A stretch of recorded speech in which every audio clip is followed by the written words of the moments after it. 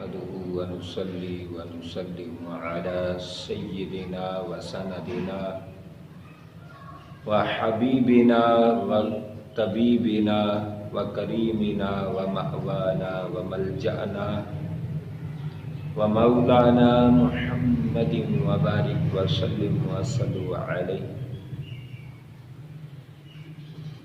أما بعد فأعوذ بالله من الشيطان الرجيم. بسم الله الرحمن الرحيم.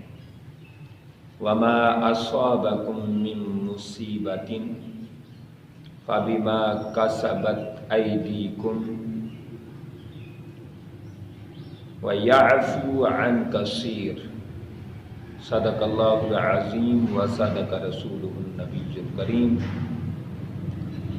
اللهم صل على سيدنا ومولانا محمد وعلى آل سيدنا وأصحاب سيدنا ومولانا محمد وبارك وسلم وصلوا عليه. رب ذوالجلال نے بیماری کی فضیلت اور شان بیان فرمائی. مسلمان ہم جب بیمار ہوتے ہیں تو اس پر ہمیں پریشان نہیں ہونا چاہیے، بلکہ ہمیشہ اللہ کا شکر ادا کرنا چاہیے اور صبر کا دامن تھام کے رکھنا چاہیے. ہمیشہ ہر چیز میں حکمت ہوتی ہے، ہر چیز میں اللہ کے ہر فیصلے میں اللہ کی محبت شامل ہوتی ہے. تو ہمیں اللہ کے فیصلے پر راضی ہونا چاہیے، اللہ کے اذن اور امر پر، اس کی رضا پر راضی ہونا. یہی انسان کا کمال ہے، یہی انسان کا جمال ہے، یہی انسان کی فلاح ہے، یہی انسان کی کامیابی ہے. تو بیماری اور یا مصیبت آ جائے، اللہ رب العالمین نے ارشاد فرمایا وما اصابکم من مصیبت فبما کسبت ایدیکم. فرمایا جب کسی پر تم میں سے کسی پر مصیبت آتی ہے تو اس کی دو وجہ ہوتی ہیں. ایک وجہ یہ ہے کہ فرمایا فَبِمَا كَسَبَتْ أَيْدِيكُمْ، تمہارے ہاتھوں نے جو کمایا ہے، تمہارے جو کرتوت ہیں، جو تمہارے غلط کردار ہیں اور غلط اعمال ہیں، ان غلط اعمال کا نتیجہ بیماری ہوتا ہے. اور دوسرا فرمایا وَيَعْفُو عَنْ كَثِيرٍ، اور دوسرا بیماری کا فائدہ یہ ہے کہ اس سے اللہ رب العالمین لگاتار انسان کے کثیرہ اور کبیرہ گناہوں کو معاف فرماتا رہتا ہے. اب بیماری کی دو وجہ قرآن بیان کر رہا ہے اور دونوں اللہ کی رحمت ہے. بیماری پر پریشان نہیں ہونا چاہیے. اور یہ جو لوگ اکثر احباب کہتے رہتے ہیں کہ یہ اپنے کام کا انجام پا رہا ہے، یہ اللہ کی گرفت میں آ چکا ہے، اللہ کی پکڑ میں آ چکا ہے، ہم کوئی اور غلط نظریے سے کہتے ہیں. اصل میں حال یہ ہے، اللہ رب العالمین نے فرمایا جب بھی تم میں سے کسی پر مصیبت پہنچتی ہے تو یوں سمجھے کہ فَبِمَا كَسَبَتْ أَيْدِيكُمْ، کہ اللہ رب العالمین نے جو ہمارے کرتوت تھے، جو ہماری لغزشیں تھیں، خطائیں تھیں، گناہ تھے، اس پر یہ اللہ کی سزا ہے. اب یہ اللہ کی سزا بھی رحمت ہے، اس لیے کہ جو دنیا میں سزا ہو جائے آخرت میں پھر اللہ سزا نہیں دیتا.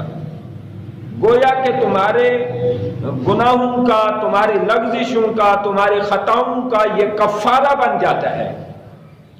تو دنیا میں سزا مل جائے یہ تو بہت اچھی چیز ہے. آپ دیکھیں ہاروت اور ماروت دو فرشتے تھے، بابل میں اترے، یہ قرآن کا واقعہ ہے. تو ان سے جب لغزش ہوئی رب ذوالجلال نے ان سے پھر پوچھا کہ تمہیں کس چیز کی میں سزا دوں؟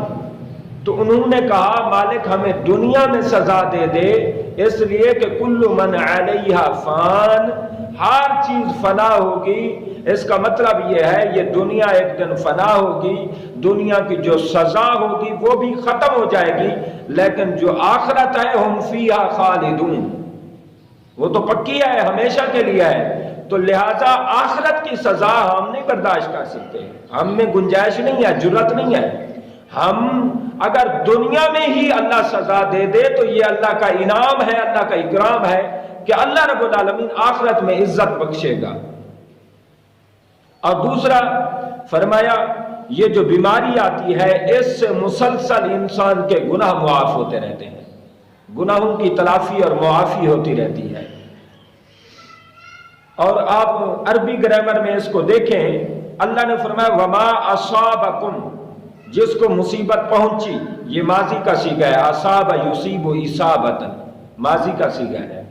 ماضی میں کسی کو تکلیف اور مصیبت آئی، پریشانی آئی، فرمایا وَيَعْفُو عَنْ كَثِيرٍ، اللہ رب العالمین اس کے یعفو، عفا یعفو، ناصر ینصر کے باب پہ ہے، یہ مضارع کا صیغہ ہے، یعفو مضارع کا صیغہ ہے، اس میں دو زمانے آئیں گے۔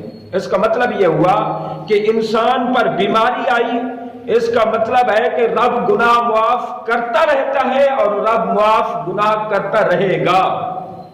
اس کا مطلب ہے کہ لمبا بیماری ایک ہے، انعام ڈبل بن جاتا ہے، انعام دگنا، انعام اللہ رب العالمین ڈبل ٹرپل عطا فرما دیتا ہے۔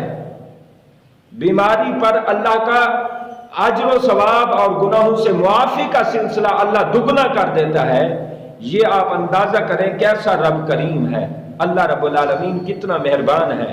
اور آقا علیہ الصلوۃ والسلام نے ارشاد فرمایا عن محمد ابن خالد السلمی عن ابیہ عن جدہ قال قال رسول اللہ صلی اللہ علیہ وسلم ان العبد اذا سبقت له من اللہ منزلۃ لم یبلغها بعلمہ، فرمایا جب اللہ رب العالمین کسی بندے کا مقام، مرتبہ، شان بلند کر دیتے ہیں، اس کی عزت و عظمت کو بڑھا دیتا ہے رب ذوالجلال، اس کی عزت اور رونق اللہ بڑھا دیتا ہے، اس کے درجے بلند ہو جاتے ہیں، اپنے علم کے مطابق اللہ رب العالمین تحریر فرما دیتے ہیں، اللہ لکھ دیتا ہے، لکھوا دیتا ہے۔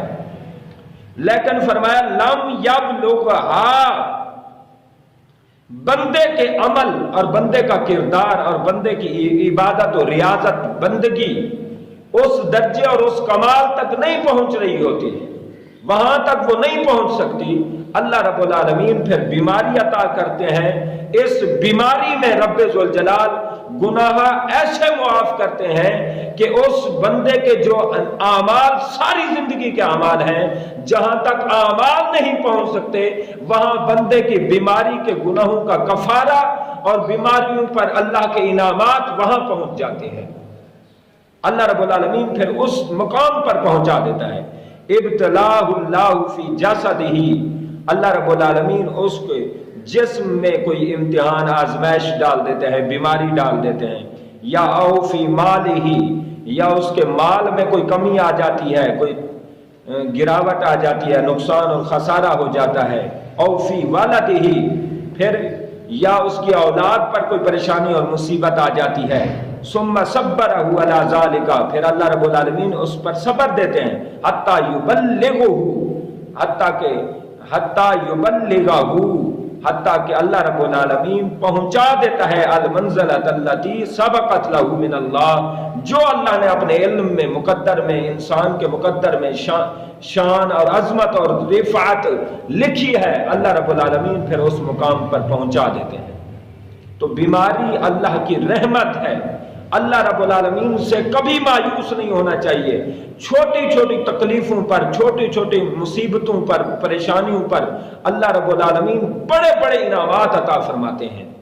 لہٰذا کبھی مایوس نہ ہوں، ہمیشہ اللہ کی بارگاہ میں اچھا خیال رکھیں، اچھا عقیدہ رکھیں، خوبصورت نظریہ رکھیں، اچھی جب ویژن رکھیں گے، اللہ رب العالمین سے اچھا تعلق رکھیں گے، رب ذوالجلال کوئی کام بھی ایسا نہیں جو مومن اور مسلمان کا بیکار جائے۔ چونکہ ہم گناہگار ہیں، گناہوں کے دلدل میں پھنس چکے ہیں، گناہوں کے جال میں پھنس چکے ہیں، رب ذوالجلال پھر مہربان ہے، کسی نہ کسی طریقے سے انسان کے چھوٹے چھوٹے گناہوں کو معاف کرتا رہتا ہے۔ آپ دیکھیں بیماری آئی، تھوڑی سی بیماری آئی، تکلیف آئی، درد آیا، اس طرح رب ذوالجلال گناہوں سے معاف کرتے رہتے ہیں۔ اللہ رب العالمین یہ جو آپ دیکھیں بیماری آتی ہے پھر اس پر آپ میڈیسن لیتے ہیں۔ اب دوائی کھانا کون سی کوئی اچھی چیز ہے؟ کوئی فروٹ تو نہیں ہے۔ دوائی کھانا ایک مشکل چیز ہے، اس سے گناہ معاف ہوتے ہیں۔ پھر دوائی آپ لینے جاتے ہیں، آپ ٹائم نکال کے جاتے ہیں، پھر ڈاکٹروں کی لائن میں لگتے ہیں، ٹوکن لیتے ہیں، پھر پیسے لگاتے ہیں، پھر آ کے اس کو کھاتے ہیں، پھر احتیاط کرتے ہیں۔ یہ سارے پروسیس جو ہیں انسان کی، مسلمانوں کے گناہوں کی معافی کا یہ رب نے سبب بنایا ہے، یہ گناہوں کے معافی کے اسباب ہیں۔ لہذا ہمیشہ اللہ کی بارگاہ میں اچھا خیال رکھیں، صبر کریں۔ اللہ رب العالمین کبھی، حدیث پاک میں آتا ہے آپ نے جیب میں ہاتھ ڈالا تو آپ کا ہاتھ خالی آیا تو اس پر بھی گناہ معاف ہوتے ہیں۔ آپ بیٹیوں کی شادی کرتے ہیں، آپ اللہ نے فرمایا نا اوفی والدی، یا اولاد کے معاملے میں اللہ رب العالمین کوئی پریشانی دیتے ہیں جس سے اللہ رب العالمین انسان کے درجے بلند کر دیتے ہیں، تو آپ اولاد کی بچی کی شادی کر دیتے ہیں، ایک بیگانے اور غیر گھر میں آپ اس کو بیاہ دیتے ہیں، شادی کر دیتے ہیں۔ اب وہ جیسا سلوک کرتے ہیں آپ کو پریشانی ہوتی رہتی ہے، ڈے بائی ڈے، منتھلی، سالانہ آپ کو پریشانی ہوتی رہتی ہے، ہر وقت بچی پر آپ کی نگاہ ہوتی ہے، بچیاں پیاری لگتی ہیں، بیٹیاں پیاری ہوتی ہیں، تو ہر وقت جو آپ کو پریشانی لگی رہتی ہے یا کسی معاملے میں تھوڑی سی بھی آپ کو ٹینشن آتی ہے تو اس سے بھی گناہ معاف ہو رہے ہوتے ہیں۔ تو ہمیشہ اللہ کی بارگاہ میں اچھے نظریات رکھیں، اچھے خیالات رکھیں اور اچھے جذبات رکھیں، اور اللہ رب العالمین پر یقین رکھیں، بھروسہ کریں، توکل کریں۔ رب ذوالجلال جب انعامات کے دروازے کھولے گا، جب انعامات کی برسات کرے گا تو انسان کو پتہ چلے گا کہ کاش میری ساری زندگی بیماریوں میں، غربت میں، تنگ دستی میں، پریشانی میں گزر جاتی اور یہاں مجھے رب ذوالجلال خوشحال فرما دیتا۔ تو ہمیں آج یہ یقین رکھنا چاہیے، آج یہ عقیدہ رکھنا چاہیے، آج یہ توکل اور بھروسہ رکھنا چاہیے رب پر کہ ہمارا کوئی عمل جس سے ہمیں تکلیف ہوتی ہے وہ اس سے رب کو خوشی ہوتی ہے، اس لیے کہ رب اگلی